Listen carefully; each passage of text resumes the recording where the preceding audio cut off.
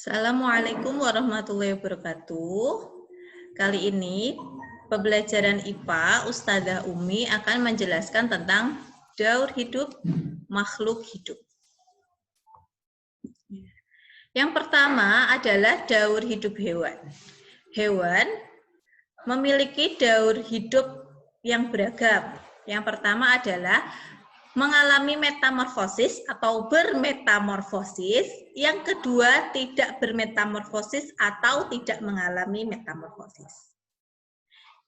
Metamorfosis pun dibagi menjadi dua. Yang pertama adalah metamorfosis sempurna dan metamorfosis tidak sempurna. Contohnya adalah metamorfosis sempurna itu dialami pada hewan kupu-kupu, nyamuk, dan katak. Sedangkan metamorfosis tidak sempurna itu dialami oleh belalang dan kecoa. Sedangkan hewan yang tidak bermetamorfosis atau tidak mengalami metamorfosis itu contohnya adalah ayam, kucing, dan kelinci. Nah, yang pertama kali kita bahas adalah hewan yang mengalami metamorfosis. A. Metamorfosis sempurna.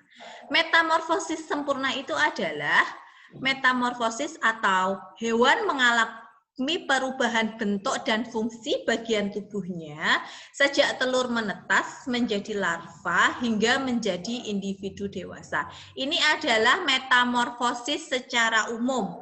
Jadi metamorfosis itu adalah perubahan bentuk dan fungsinya sejak telur sampai menjadi dewasa. Yang membedakan di tahap selanjutnya yaitu terdapat tahap pupa yang terjadi pada serangga dan berudu yang terjadi pada amfibi. Jadi diingat-ingat tahapan ini, tahapan pupa dan berudu ini yang membedakan antara metamorfosis sempurna dan tidak sempurna. Contohnya adalah kupu-kupu. Kupu-kupu itu mengalami pupa atau kepompong. Nyamuk pun mengalami pupa, lalat dan lebah mengalami pupa. Nah, sedangkan katak itu mengalami berudu. Coba kalian simak video yang akan Ustadzah putarkan berikut ini.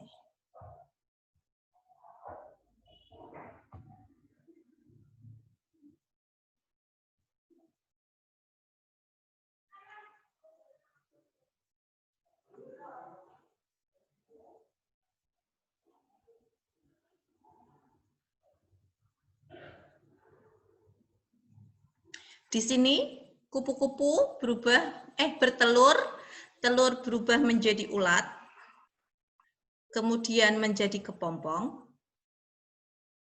dan berubah kembali menjadi kupu-kupu dewasa. Metamorfosis kupu-kupu. Ustadzah ulang lagi. Kupu-kupu bertelur, telur menetas menjadi ulat.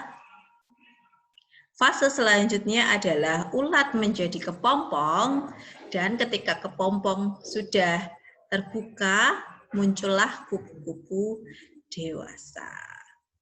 Dan seterusnya. Kupu-kupu pun bertelur kembali dan menjadi siklus yang sama seperti tadi.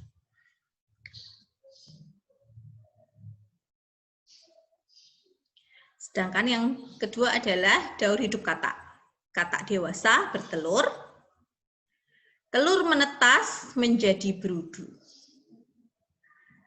Berudu menjadi berudu berkaki, berudu muda berekor, katak muda berekor, dan katak muda kemudian dewasa, dan seterusnya. Daur hidup ataupun metamorfosis dari kupu-kupu dan katak seperti yang ada di video tadi. Paham anak-anak? Harus paham ya.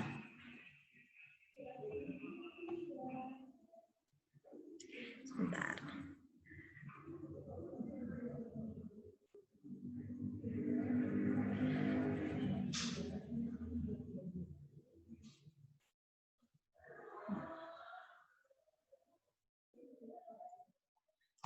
Selanjutnya, itu adalah metamorfosis yang terjadi pada nyamuk. Yang pertama, nyamuk bertelur, terus menjadi, apa ini namanya? Jentik-jentik, berubah menjadi pupa, kemudian jadi nyamuk muda, dan jadi nyamuk dewasa. Nyamuk dewasa.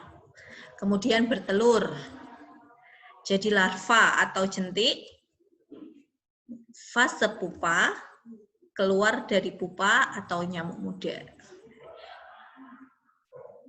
Metamorfosis lalat. Ini yang tertutup sama mukanya Ustadzah Umi, itu adalah lalat dewasa. Telur, larva atau instar 1, larva atau instar 2, larva atau instar 3, terus yang berikutnya adalah larva bersiap menjadi pupa, pupa, lalat dewasa.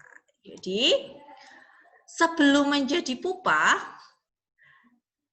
telur berubah menjadi 3 macam jenis larva. Itu tergantung dengan ukurannya. Yang pertama itu instar 1, itu adalah larva yang kecil. Instar 2 itu yang sedang, dan sedangkan yang ketiga itu yang sudah besar. Larva yang terakhir itu larva yang bersiap menjadi pupa. Nah, larva ini akan muncul seperti itu. Antena-antena di atas dan di bawah tubuhnya ini. Ini. Sedangkan ini yang di garis lingkaran merah ini adalah pupa. Ini merupakan bentuk metamorfosis dari lalat. Metamorfosis tidak sempurna. Metamorfosis tidak sempurna ini adalah mengalami perubahan bentuk dan fungsi yang tidak terlalu mencolok pada individu muda dan individu dewasa. Ciri khasnya terdapat penambahan struktur tubuh seperti sayap yang muncul pada nimfa ataupun hewan muda. Contohnya adalah belalang dan kecoa. Nah, ini kalimatnya sedikit membingungkan ya. Coba Ustadzah kupas, Ustadzah jelaskan. Mengalami perubahan bentuk dan fungsi bagian tubuh yang tidak terlalu mencolok pada individu muda dan individu dewasa. Jadi perubahan bentuknya itu tidak mengalami banyak perbedaan. Kalau misalnya yang metamorfosis sempurna, contohnya tadi adalah kupu-kupu, habis telur itu adalah ulat. Perubahan bentuk telur ke ulat itu adalah perubahan yang sangat berbeda. Sedangkan ulat menjadi kepompong, itu juga merupakan perubahan yang sangat berbeda. Kepompong pun menjadi kupu-kupu, itu merupakan bentuk yang berbeda. Sedangkan yang tidak sempurna ini memiliki perubahan yang tidak terlalu mencolok atau perubahannya itu cukup sedikit. Yang membedakan adalah penambahan struktur tubuh seperti sayap. Nah, sekarang kalian lihat metamorfosis kecoa. Kecoa dewasa bertelur, ya, nimfa tanpa sayap 1. Ini adalah anak ya. Anak yang menetas dari telurnya itu berwujud seperti ini, nimfa tapi tanpa sayap. Selanjutnya adalah nimfa tanpa sayap 2 dengan bentuk yang lebih besar. Nah, sedangkan yang terakhir adalah nimfa bersayap. Ini sudah merupakan wujud sempurna dari kecoa, tapi masih dengan ukuran yang lebih kecil. Yang terakhir itu adalah, Ustadzah kembali lagi.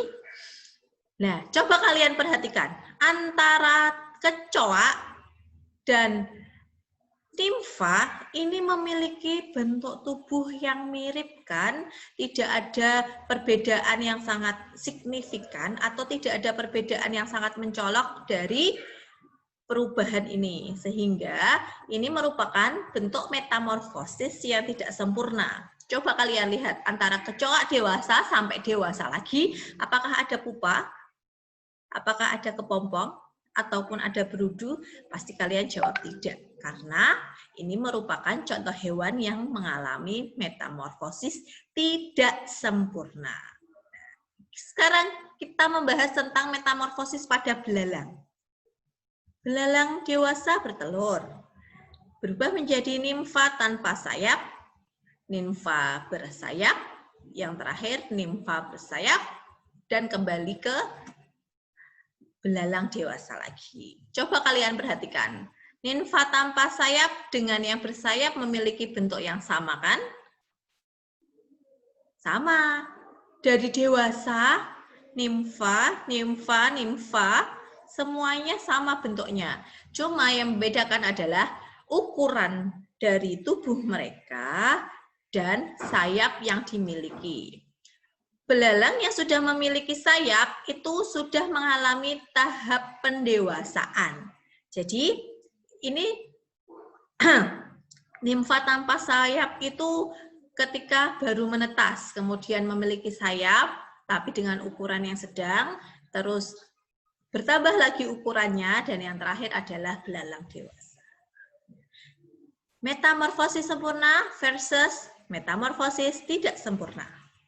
Nah, sekarang kalian bisa membedakan. Pertama, metamorfosis sempurna. Hewan yang baru menetas berbeda dari induknya.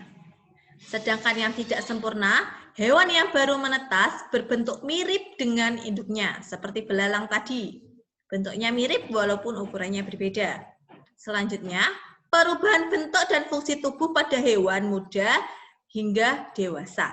Perubahan bentuk dan fungsi tubuh pada hewan muda hingga dewasa. Telur, terus ulat, kepompong, kupu-kupu memiliki bentuk yang berbeda-beda. Pembentukan bagian tubuh tertentu, misalnya sayap. Maksudnya, hewannya berbentuk mirip dengan induknya, cuma memiliki bentuk tubuh yang berbeda. Jika masih muda itu belum bersayap, ketika dewasa sudah memiliki sayap. Dan yang terakhir adalah mengalami tahap pupa atau berudu. Sedangkan yang tidak sempurna, tidak ada tahap pupa ataupun tahap berudu. Sekian, karena sudah ada tulisan seperti ini, jadi Ustazah Umi cukupkan sampai di sini. Tapi ini bukan akhir dari pembelajaran tentang daur hidup pada makhluk hidup ya, karena pada part 2 nanti Ustazah Umi akan menjelaskan tentang hewan yang tidak mengalami metamorfosis. Cukup sekian dari Ustazah Umi. Kalau ada yang salah atau ada kekurangan, mohon dimaafkan. Wabillahi taufiq wa hidayah. Wassalamualaikum warahmatullahi wabarakatuh.